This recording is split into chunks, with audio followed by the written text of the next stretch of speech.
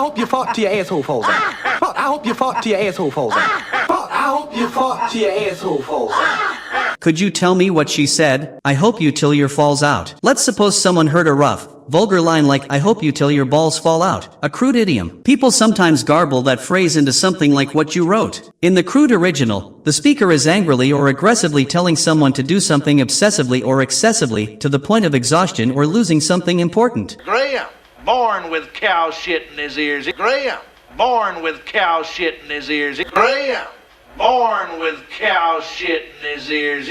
Could you tell me what he said? Graham was born with a cow in his ears. Let's suppose someone named Graham never listens carefully, always misunderstands things, or acts like he can't hear properly. Someone jokingly says, Graham was born with a cow in his ears. It means Graham doesn't listen or pay attention properly. Here, the phrase is figurative and humorous. It exaggerates how poorly someone listens or how unaware they are of what's happening around them. Break a leg. Hey, you break something too. Break a leg. Hey, you break something too. Break a leg. Break a leg, sweetie. Could you tell me what he said? Break a leg. Let's suppose your friend is about to go on stage for a play, give a speech, or perform in front of an audience. Instead of saying good luck, you say, break a leg. It means good luck or do your best out there. This phrase is a theatrical expression used to wish someone good luck in a playful or superstitious way. Performers believe saying good luck directly brings bad luck, so they use this instead.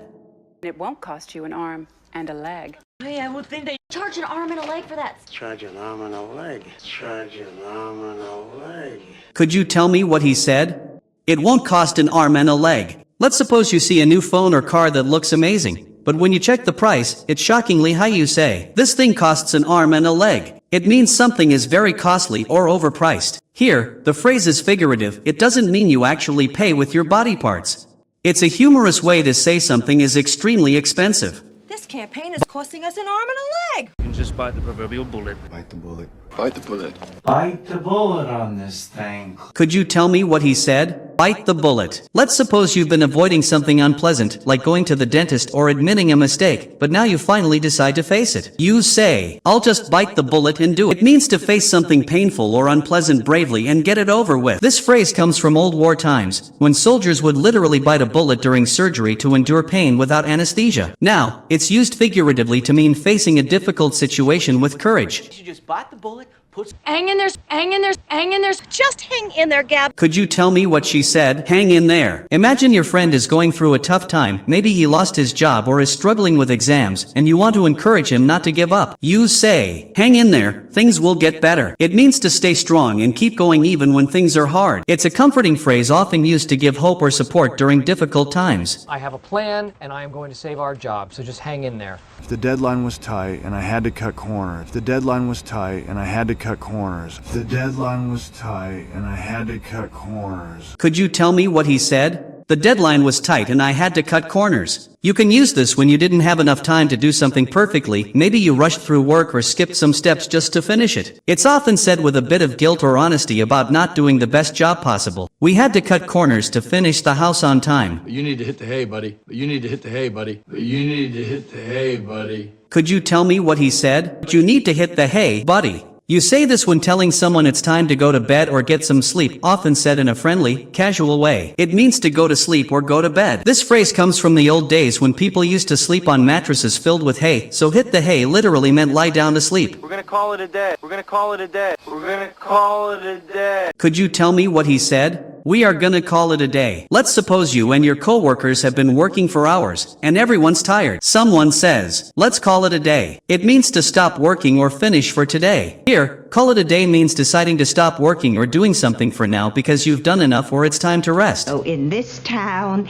is a dime a dozen, baby. Oh, in this town is a dime a dozen, baby. Oh, in this town is a dime a dozen, baby. Could you tell me what she said? Being torso in this town is a dime a dozen, baby. Let's suppose you're in a city where everyone's trying to look fit. Muscular guys like being torsos are everywhere. Someone says this line to point out that such bodies are not special in that place anymore. Here, the phrase a dime a dozen is used figuratively to mean something very common or easy to find. A dime a dozen is a common American idiom for something ordinary or overabundant. Its meaning is something very common and easy to find. It describes things or people that are not rare or unique. I'm gonna go hit the sack. I'm gonna go hit the sack. I'm gonna hit the sack.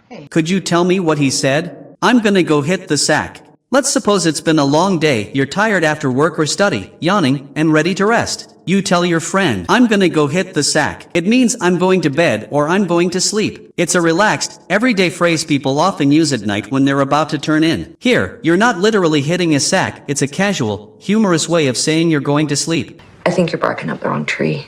I think you're barking up the wrong tree.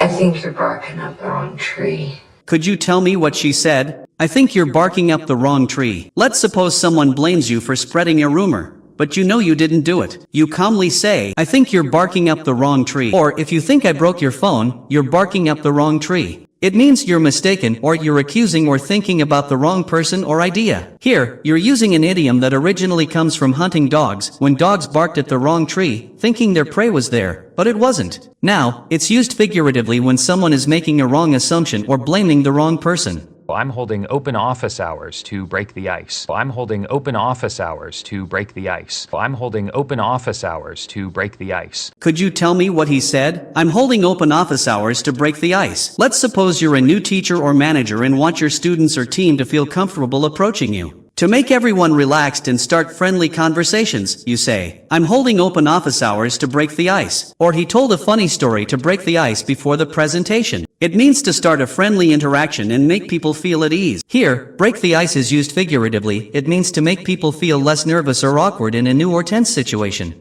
All these years by the skin of our teeth, we can't do it. All these years by the skin of our teeth, we can't do it. All these years by the skin of our teeth, we can't do it. Could you tell me what she said? All these years by the skin of our teeth. Let's suppose you and your family have faced many struggles, maybe financial problems, tough times, or risky situations, but somehow, you always manage to survive or get through them. You could say, we made it all these years by the skin of our teeth. Or dude, we just escaped by the skin of our teeth. It means to survive or succeed by the smallest possible margin, just barely making it. This phrase is used figuratively to show that you barely succeeded or escaped a difficult situation, with almost no margin for failure. But, no use crying over spilt milk. But, no use crying over spilt milk. And I'm sorry. It's all right. No sense crying over spilt milk. Yeah, you're right. Could you tell me what she said? No use crying over spilled milk. Let's suppose you accidentally delete an important file or miss a bus, something bad happens, but it can't be undone. Instead of getting upset, someone might say, there's no use crying over spilled milk. Or she missed the flight, but it's no use crying over spilled milk, she just booked another one. It means don't waste time being upset about something that can't be changed. This phrase is figurative and comes from the idea that once milk is spilled, you can't put it back in the glass. It reminds us that feeling bad about the past doesn't fix anything, it's better to move on. That this event doesn't get out of hand. And that this event doesn't get out of hand. And that this event doesn't get out of hand.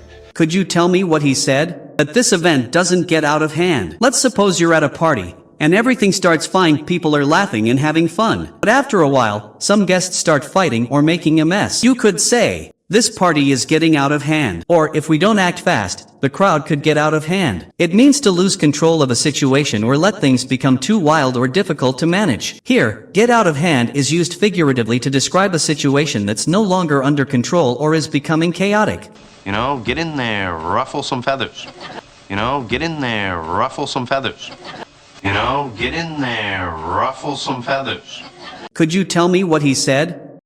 Get in there, ruffle some feathers. Let's suppose you're encouraging someone to speak up in a meeting or challenge the usual way things are done. You want them to make an impact even if it upsets a few people, so you say, get in there, ruffle some feathers. Or if you want to make a difference, you've got to ruffle a few feathers. It means to do something that annoys or upsets others, usually by challenging their comfort zone or the normal way of doing things. The phrase ruffle some feathers is used figuratively. It means to cause mild trouble or upset people by doing or saying something bold or unexpected. Yeah, well, Bernadette's a little under the weather and my mom's kind of under my dentist. Yeah, well, Bernadette's a little under the weather and my mom's kind of under my dentist. Yeah, well, Bernadette's a little under the weather and my mom's kind of under my dentist. Could you tell me what he said? Yeah, well, Bernadette's a little under the weather and my mom's kind of under my dentist. Let's suppose someone asks why your family isn't at an event, and you explain it like this. Yeah, well, Bernadette's a little under the weather and my mom's kind of under my dentist.